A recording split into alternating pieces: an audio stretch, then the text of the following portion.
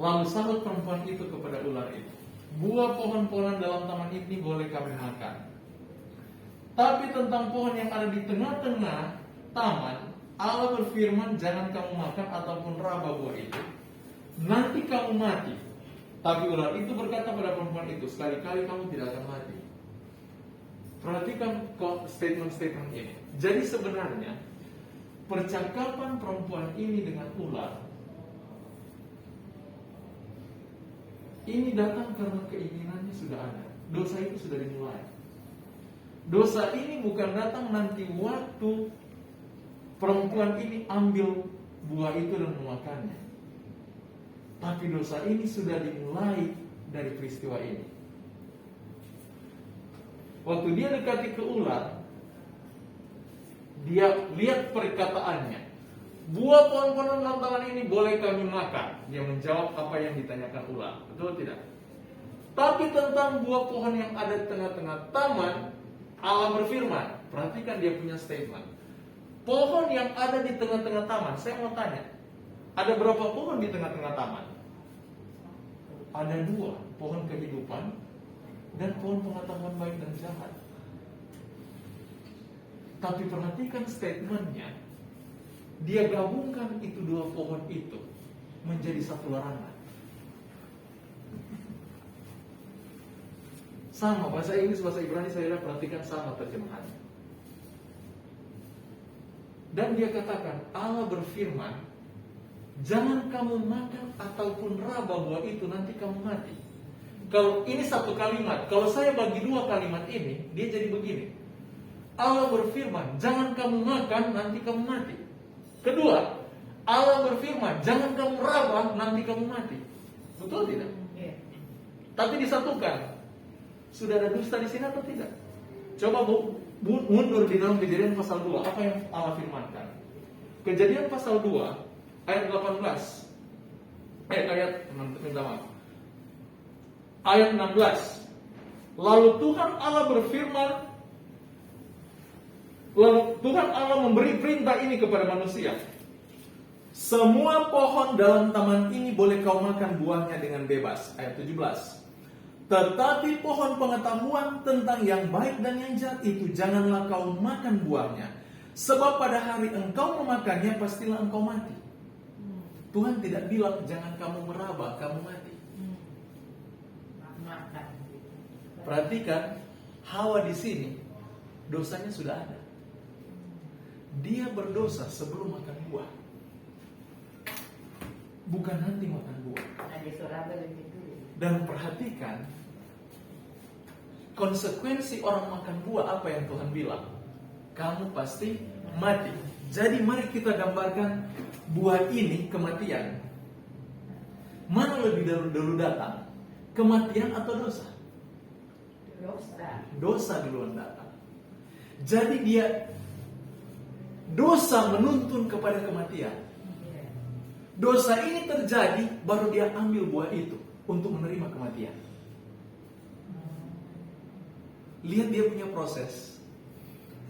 Demikian perhatikan Yudas. Kenapa Tuhan tarik dia untuk tinggal dengan Tuhan di antara 12 murid? Dosa itu sudah ada sama dia, dan Tuhan mau dia dituntun untuk boleh berbalik. Tetapi masalahnya, dia tidak mau bertobat. Selama dosa itu ada dalam hati, perhatikan pernyataan Tuhan. Nanti kita bahas lagi itu minggu depan. Di dalam kitab Kejadian pasal 4. Kejadian pasal 4 ayatnya yang ke-6. Kita mulai. Firman Tuhan kepada Kain, mengapa hatimu panas dan mukamu muram? Apakah mukamu tidak akan berseri jika engkau berbuat baik? Tapi jika engkau tidak berbuat baik, dosa sudah mengintip di depan pintu. Ia sangat menggoda engkau, tapi engkau harus berkuasa atasnya. Sebenarnya kita punya kuasa untuk mengalahkan dosa. Tuhan berikan itu. Tetapi ketika kita tidak punya kuasa atas dosa itu secara otomatis akan membawa kita kepada kematian. Otomatis itu. Ini dicatat di dalam Kejadian pasal 3. Proses terjadinya kejatuhan.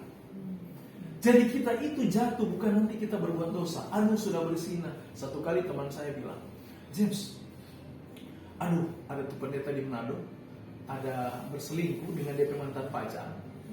DP mantan pacar ini preman.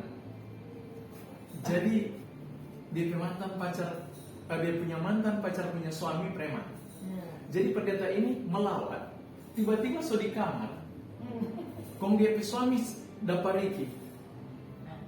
DP suami hampir potong pendeta ini, minggat. Dan itu jadi cerita heboh di mana. Saya bilang begini,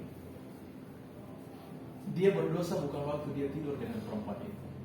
Sebelum dia tidur dia sudah berdosa, karena keinginannya sudah ada. Karena itu sifat itu yang Yesus katakan. Dosa itu bentuknya dimensi. Hanya kesempatan tidak ada. Kita harus berani periksa hati kita. Karena kejatuhan itu terjadi bukan karena benda di depan itu. Yang pertanyaan tentu ialah yang lalu. Siapa yang menggoda kita? Setan atau diri kita sendiri yang menjadi pencobaan? Ya tidak. Pencobaan itu terjadi karena keinginan kita. Kalau kita tidak punya keinginan sama sekali, tidak ada pencobaan. Kalau kita tidak punya keinginan, tidak ada pencobaan. Setan selalu mencari keinginan. Minat. Karena itu yang membuat daya tarik. Ketika minat kita masalah uang, minat kita masalah jabatan, kehormatan, di situ dia buat. Karena dia tahu di situ dia bisa jatuh. Kalau kita tidak tahu sistem ini, kita akan setiap hari dijerat. Setan akan menjerat kita setiap hari di dalam kondisi yang sama sampai kita mati. Lihat itu, ini pekerjaan yang setan buat berabad-abad. Dari pertama kali di Eden, dia lakukan hal yang sama sepanjang abad. Makanya kita orang Kristen, kalau kita belajar firman, kita harus pelajari bagaimana pekerjaan itu. Kalau tidak, kita tidak kenal diri kita tidak kenal bentuk pencobaan itu, kita akan dijerat terus di situ. Dan ini menyakitkan Tuhan sebenarnya. Saya karena judulnya Temptation, saya minta maaf, saya baru kaget. Tadi mati, tak hapus semua yang kita dah buat. Ya ampun. Tapi tidak apa-apa. Yang terhapus apa benar? Yang dia punya materi yang kita ada susun, beberapa yang so hapus. Tapi tidak apa-apa, tolong lanjut aja di sini. Karena dia punya judul Temptation and Fall, jadi kita fokus kepada Temptation and Fall ini. Kalau konsekuensi, saya mau baca di sini karena tema kita juga kasih Allah ya. Saya baca saja di sini. Perhatikan dia bilang. Dimulai di ayat Kejadian pasal 3 tadi. Ya. Jadi kata sekali-kali kamu tidak akan mati di ayat 4. Ini sementara setan tanamkan kepada manusia mengenai spiritisme. Sekali-kali kamu tidak akan mati. Dan betul, sampai sekarang akhirnya muncul pernyataan bahwa kalau orang mati, mereka tidak mati, tetapi jiwa mereka hidup. Setan tanamkan sifat ini. Waktu dia katakan engkau akan jadi seperti Allah, engkau jadi seperti Allah, tahu yang baik dan yang jahat. Pernyataan ini dia sementara menyatakan di dalam bahasa Ibrani untuk kata Elohim, dia bentuk plural kan. Bentuk ini, kata ini bukan hanya jadi diterjemahkan sebagai Allah, tapi juga sebagai hakim. Ini yang kita sudah bahas kemarin. Saya sindir sedikit mengenai pernyataan dia hakim. Namun di dalam statement-statement atau pernyataan-pernyataan yang setan buat kepada Hawa waktu dia bicara dengan Hawa, yang dia sodorkan di sini kedudukan. Ingat sudah berapa pencobaan dia buat? 2, makanan dan kedudukan. Sama tidak dengan dia buat ke Yesus? Sama kan? Jadi kita simpulkan bahwa sistem ini sama, dia bawa terus. Makanya 3 pencobaan yang disodorkan ke Yesus hanya bentuk 3 pencobaan ini yang akan dia bawa sepanjang zaman. Dan kalau kita tidak tahu pekerjaan ini, kita akan selalu jatuh di dalam pencobaan yang sama. Masalah makanan itu, makanya ingat Yesus katakan di akhir zaman dosa manusia apa? Makan dan minum. Iya. Makan dan minum. Makanan, appetite, karena ini yang berhubungan dengan hawa nafsu. Yang kedua, seksualitas. Nanti kita lihat itu sebentar di pasal 3 itu. Saya lanjut dulu.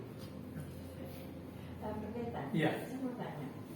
Jadi kita sebagai manusia bisa berdosa tiap hari every 5 minutes karena dari minat atau misalnya for men and women ya, ketika we lust itu udah dosa. Sudah dosa.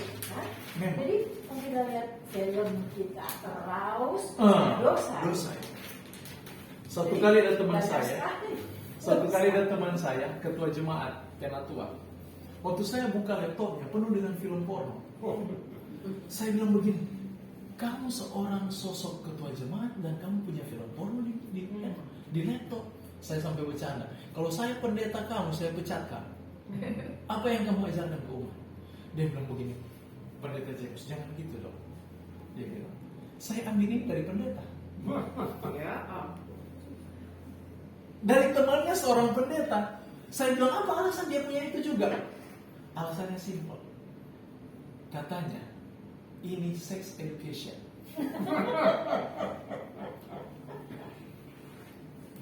Lihat dia punya cara berdalih. Pendalihan. Saya bilang, itu bukan sex education, itu percabulan. Sex education bukan begitu. Saya bilang, saya orang IPA. Saya mengerti sex education. Kami tidak pernah belajar seperti itu. Yang kami belajar sistemnya. ya.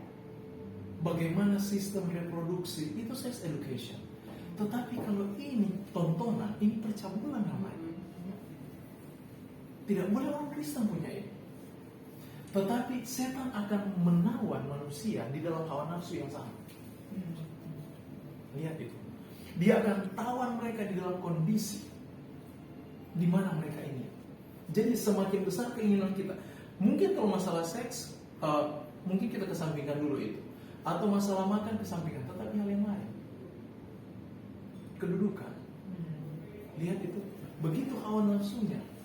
Ingin ini, ingin itu. Makanya itu hukum ke-10, jangan main-main. Tuhan tahu itu. Jangan mengingini. Karena dari ingin itu dia akan beranak ke dalam tindakan. Karena Tuhan akan hakimi hati.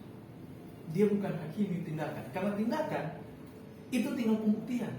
Sama dengan Hawa. Dia sudah berdosa lebih dahulu. Dia sudah berdusta. Waktu dia ambil buah itu tindakan. Untuk pernyataan dosanya. Lihat itu sistem. Ini yang kita bilang ini hukum roh. Yang Yesus katakan ya. Tanpa disadari. Orang yang memanjakan hawa nafsunya dalam hati.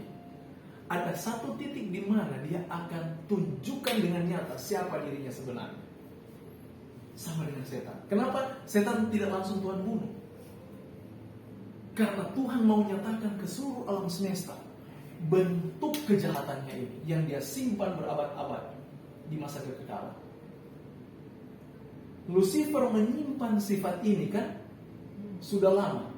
Nanti muncul terakhir yang dia sudah tidak bisa tahan.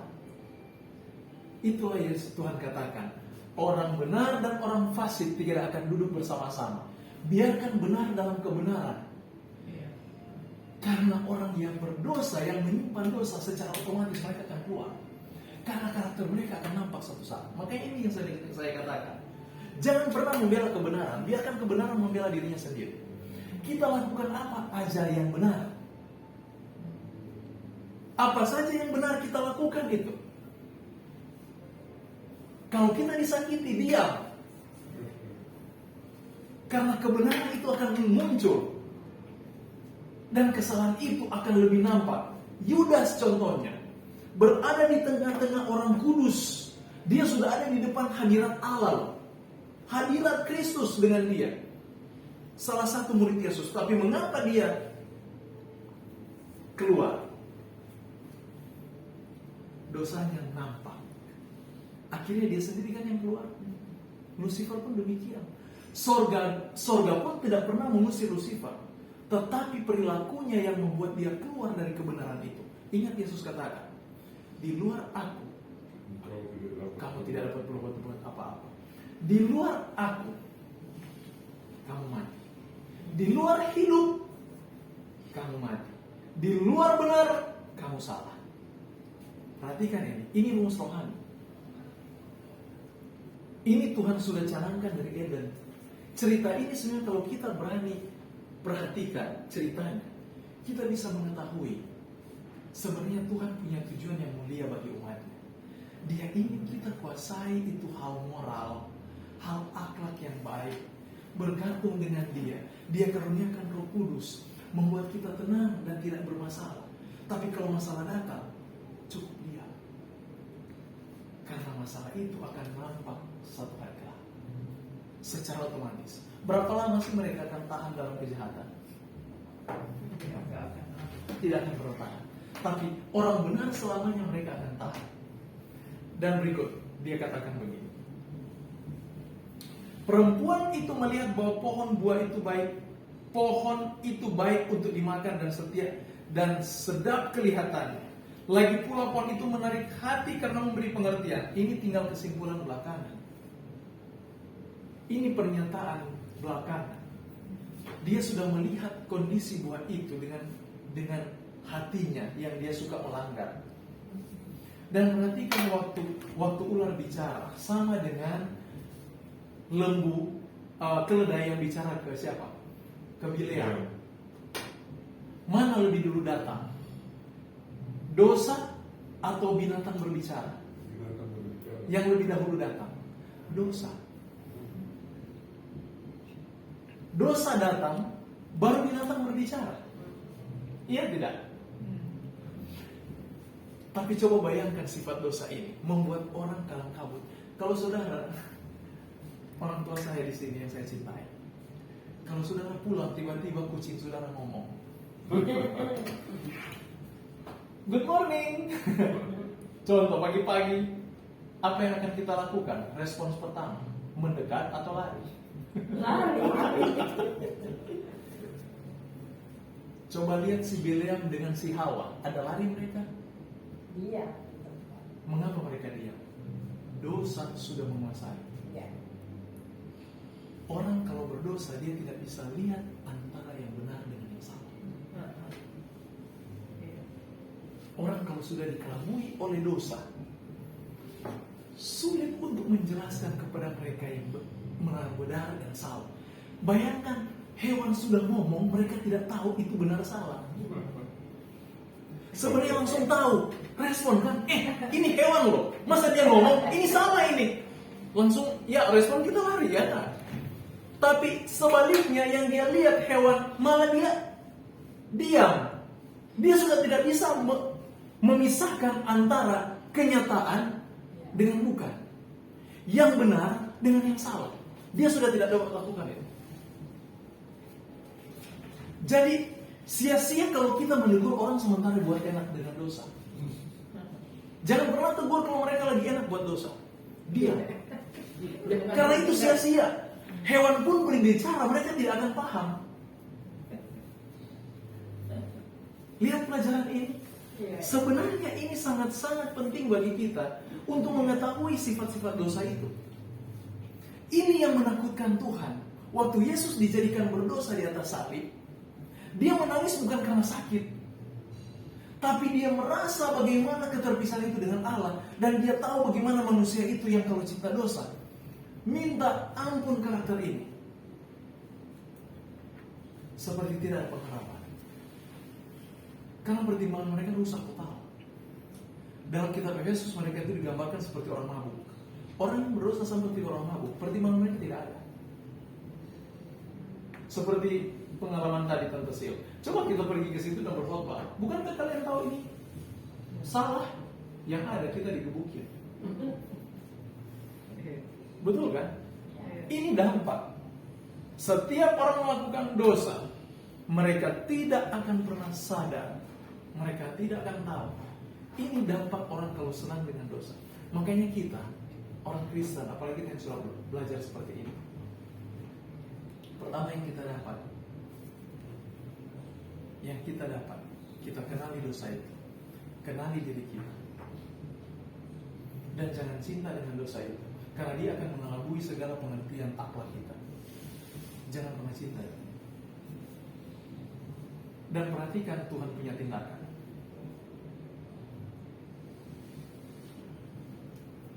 Maka terbukalah mata mereka berdua, ayat 7, dan mereka tahu bahwa mereka telanjang. Lalu mereka menyemat daun pohon ara dan membuat cawan. Bahasa Indonesia saya senang sekali kalau lain. Kadang-kadang mereka bilang bahasa Indonesia ada yang saya bilang banyak saya temukan terjemahan bahasa Indonesia yang paling tepat. Bahasa Ibraninya cagoret. Cagoret itu loin of covering. Loin covering ini memang cocok diterjemahkan cawan. Jadi bayangkan itu sifat dosa. Ketika mereka tahu telanjang, mereka ambil daun, nggak tahu pohon apa itu, pohon ara ya. Daun pohon ara disemat. Mereka jahit itu entah jahit pakai apa, kayu apa, nggak tahu saya akar apa. Ranting kali ya. Dan bentuknya jadi apa? Cawan. Cagoret, cawan. Hanya tutup bagian kemaluan saja. Tapi Tuhan berbeda di ayatnya yang ke-21. Dan Tuhan Allah membuat pakaian dari kulit binatang. Kata pakaian di sini, kata pakaian dalam bahasa Ibrani, ketonet. Kalau cawat, cagoret. Kalau pakaian, ketonet. Ketonet itu jubah tertutup dari atas sampai di bawah. Tuhan memberikan pakaian ketonet, jubah. Makanya saya sering katakan ini kalau di orang-orang muda, kalian yang suka pakai pendek-pendek, kalian masih hidup dalam dosa.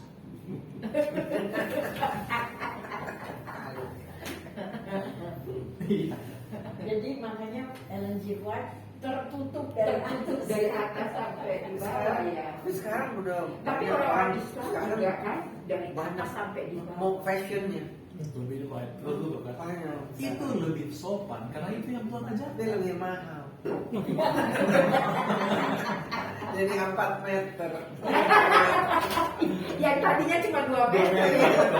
Jahit pakaian. Iya benar-benar. Jadi saudara lihat di sini apa sifat dosa itu? Sekali lagi istilahnya apa? Katonet. Katonet bagaimana tulisannya? Tulisannya Ketonet. Saya catat sini aja ya. Ketonet. Ketonet. Jubah ya, itu jubah ya, katonet, jubah. Ketonet, minta maaf ya. long dress. Long dress, jubah. Long dress. Ketonet. Makanya orang-orang Middle East ya semua dorong panjang-panjang ya. Jubah. Yang satu cagoret. Cagoret. Cagoret. Cagoret itu apa itu cawat. Cawat. Atau loin covering. Covering.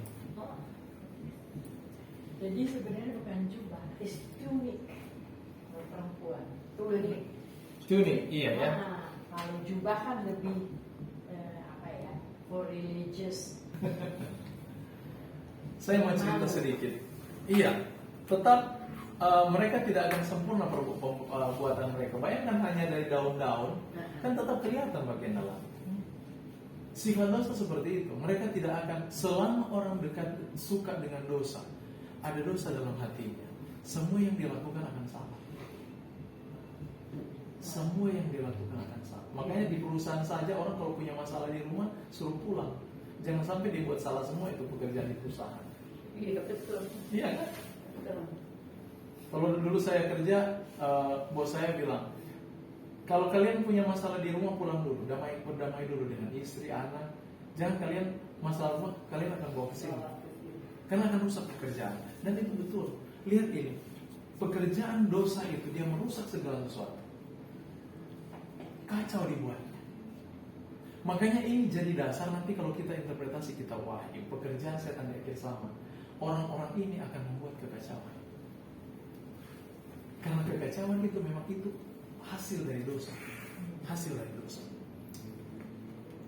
Ketika mereka mendengar bunyi langkah Tuhan Allah yang berjalan-jalan dalam taman itu pada waktu hari sejuk, bersembunyilah manusia dan istrinya itu terhadap Tuhan Allah di antara pohon-pohonan dalam taman. Tuhan hanya berjalan-jalan. Perhatikan dia punya bahasa. Berjalan-jalan di hari yang sejuk. Pagi-pagi kan. Nah, lalu yang dilakukan manusia apa? Bersendu. Tapi Tuhan Allah memanggil manusia itu dan berfirman kepadanya. Kita kalau baca ini baca dengan kelemah lembutan karena Allah itu lemah lembut. Dia berkata, di manakah engkau? Manusia itu jawab, ketika aku mendengar bahwa engkau ada dalam taman ini, aku menjadi takut karena aku telanjang, sebab itu aku bersembunyi. Firman-Nya, siapakah yang memberitahukan padamu bahwa engkau telanjang? Mari kita analisa cerita ini. Waktu mereka terima dosa, hati Yesus tersayat. Peristiwa jalan-jalan di taman bukan peristiwa untuk refreshing. Tapi peristiwa yang dia alami adalah peristiwa sayatan dosa. Dia sudah tahu mereka sudah melanggar. Pertanyaan yang diungkapkan bukan karena Allah tidak tahu, tetapi dia mulai investigasi dosa itu. Cara menyelesaikan dosa adalah investigasi dosa itu. Selama kita tidak investigasi dosa itu dalam hidup kita, kita akan tetap hidup dalam dosa itu.